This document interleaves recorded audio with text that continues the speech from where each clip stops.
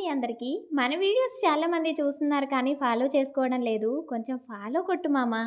పిల్లలకి హాలిడేస్ వస్తే మన టైం అంతా ఎక్కడ పోతుందో అర్థమే కాదు. లేవాల్సిన టైంకి లెగము, తినాల్సిన టైంకి తినము. అందుకే లేచిన వెంటనే ఈజీగా తొందరగా అయ్యే బ్రేక్‌ఫాస్ట్ చేస్తాను నేనైతే.